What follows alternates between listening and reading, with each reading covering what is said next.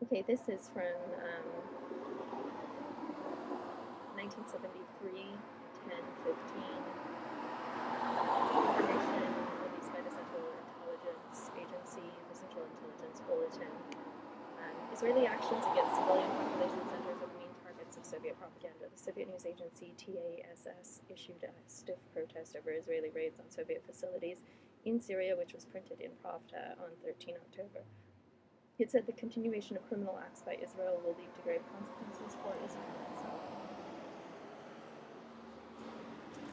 While this is the harshest Soviet commentary on the war to date, the threat is sufficiently vague to avoid committing the Soviets to a specific response. Other Soviet priorities were evident in the same issue of Pravda. In an article on President Nixon's meeting with business leaders, the newspaper gave particular emphasis to the free trade aspects of the president's remarks. In addition, Moscow continues as of 12 October to process immigrants to Israel. Blackout. International monetary developments. The Middle East war caused only minor fluctuations on international currency markets last week. The dollar lost some ground against major currencies, but it recouped part of its losses by week's end. There was light switching balances into sterling and French franc. The action was probably a precaution in the event that an escalation of the war caused the United States to cut off oil supplies and the U.S. to freeze oil royalty dollar balances when smoking cigarettes.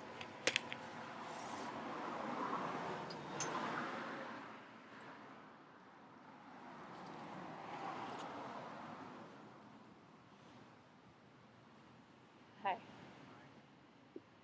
There was the light switching of the dollar balances into sterling and the French franc. Let's see, actually I will go this way, because that's what the inner perimeter, better view actually, in some ways. There was a light switching of the Arab dollar balances into sterling and the French franc. The action was probably a precaution in the event that an escalation of the war prompted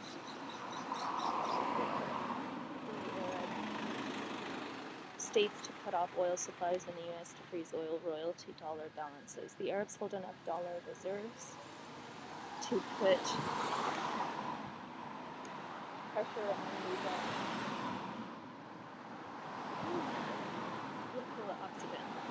the Arab sales could, moreover, spark liquidation by other dollar holders. The Arabs are, at least in part, constrained by the lack of suitable alternatives. Sterling, the major currency least encumbered by foreign exchange controls, has apparently received the bulk of Arab funds. The instability of sterling, however, and possible British ire over oil shortages make that currency and a poor harbor for Arab money. The exchange controls surrounding the stronger European currencies, they minimize earnings on foreign-owned deposits, make transfer funds into these currencies extremely expensive.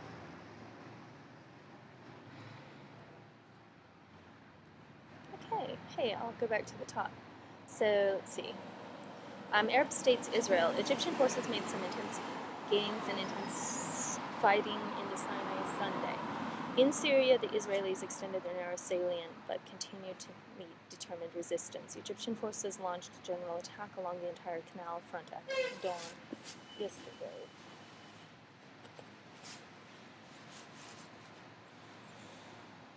Fighting was particularly heavy in the Mitla Pass area, and the Bir Jaffa Air Command Center was knocked out of service for 3 hours by Egyptian air attacks. When the fighting died down last night, this is 1973, there were conflicting reports of what the Egyptians had achieved. Blackout, the three main prongs of the offensive were extended an average of 6 miles. With a maximum penetration into the Sinai of nearly 19 miles, Tel Aviv claimed to have held the Egyptians to maximum gains of 6 miles. The Israelis report that they destroyed 280 Egyptian tanks while losing 30 to 40 of them. The Egyptians admit to losing 100 tanks, but say that 150 Israeli tanks were destroyed. The Israeli Air Force shifted the bulk of its operation from the Syrian front to the Sinai yesterday to counter the Egyptian blackout. This suggests that the Egyptians have moved mobile SA-6 launchers to their east bank, probably to provide cover to the troops advancing into the Sinai. According to press reports, the Israelis are also moving additional troops to the Sinai. On the Syrian front, Israeli forces now control Sasa, 22 miles from Damascus, and small units have driven to within 16 miles of the capital. Israeli attempts yesterday to push towards Damascus and to envelop substantial Syrian and Iraqi units on their southern flank, however, were met by determined small unit counterattacks. The front from Damascus Kunai-Tara Road, south of the Jordanian border, continues to approximate the 1967 ceasefire line. In the north, Arab forces, probably Moroccan, continue to hold a salient west of the 1967 ceasefire line. Air activity over the Golan Heights, heavy for the past week, virtually ceased late yesterday as the Israelis moved their aircraft to the Sinai front. Despite the general lack of progress by either side, both continue to issue reassuring public statements. Israeli Defense Minister Dayan claimed yesterday that the Syrian army, although not annihilated, was badly beaten and defeated. The Syrian Information Minister countered that Syria's position on the battlefield is a good one. Jordan announced on 13 October that its troops were fighting on the Syrian front, but early this morning there still was no independent evidence that they have entered hostilities. The single Jordanian armored brigade, known to be in Syria, moved yesterday from an area east of Dar'a to a position west of Sheikh Miskin and south of Nawa. Although this shift brought the force closer to the fighting, the brigade encountered no resistance or airstrikes. 2 Israeli aircraft overflew the unit, but were driven off by Syrian anti-aircraft missiles. The deployment of this Jordanian unit to Syria has considerably reduced Arab pressures on King Hussein.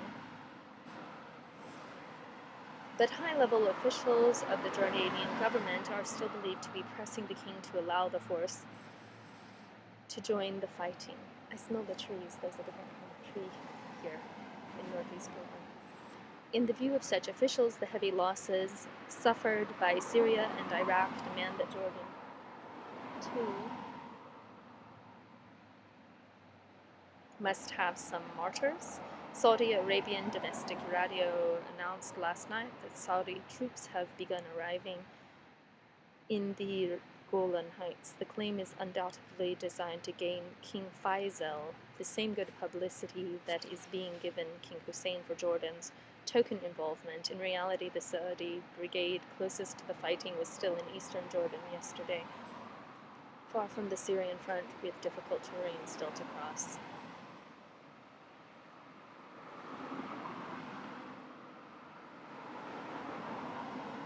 Libya is moving elements of its 3rd Mechanized Infantry Brigade to Tobruk, the largest Libyan city near the Egyptian border. Although it is not clear that these units will proceed to Egypt, there have been reports that President Gaddafi is planning to commit Libyan troops to the battle.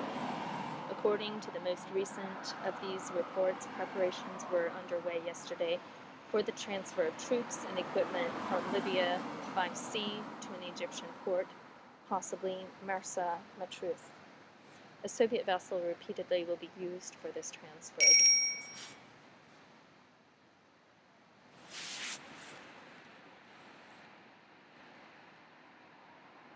Yeah, Kim just got the message. Hold on. Can't be fast enough.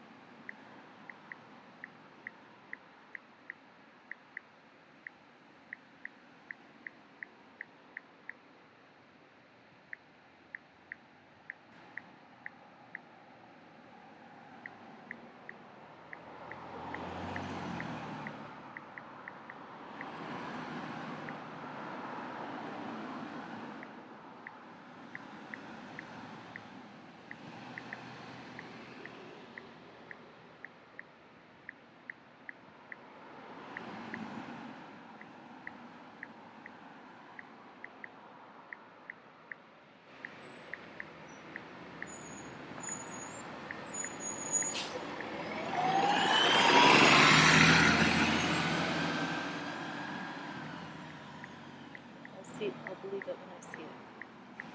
Believe it when I see it.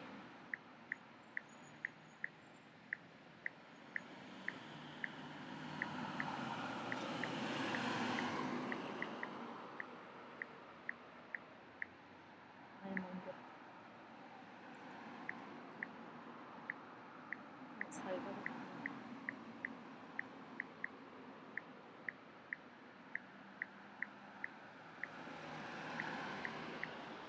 Watching.